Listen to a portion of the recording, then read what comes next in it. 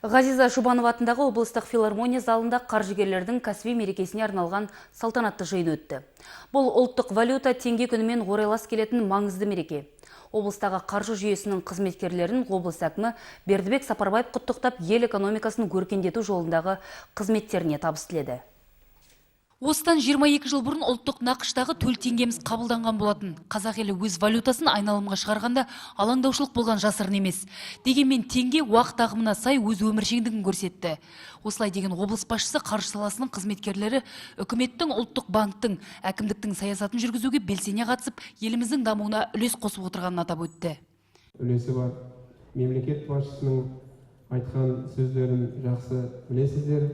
Осы біздің экономикалық дамуымыздың қан тамырларының біреуі біздің осы теңгеміз болып есептелінеді. Осы отырған қаржыгерлердің біздің облысымыздың экономикасының дамуына қосып атқан үлестері мол.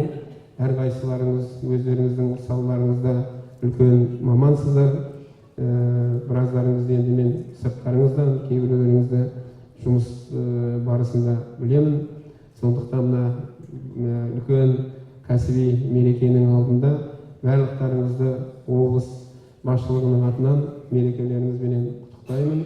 Салтанатты шарада үздік қаржыгерлер алғыс хат және бағалы сыйлықтармен марапатталды. Банк саласының қызметкерлері өздерінің төл мерекесі қарсаңында мұқтаж жандарға ақшалай және заттай сыйлық жасап, қайырымдылық шарасын ұйымдастырды. Мұндай көмек қарттар үйі мен балалар үйіне және мүгедек жандарға берілді. Бүгінгі біздің шарамыз осы банк саласында жұмыс жасайтын біздің әріптестерімізге арналған кеш. Бұл тек қана концерттік кеш емес, жалпы қайырымдылық кеші десек болады. Өйткені біздің жергілікті әкімшілігіміздің қолдауыменен, екінші деңгейдегі банктердің өздерінің ниеттеріменен сондай жағдайлар мұқтаж адамдарға көмек көрсету.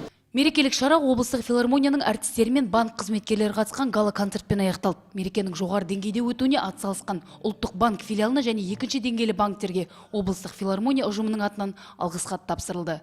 Райгүл Еншібайқызы, Мержан Аманжолов, Қазақстан, Ақтөбе.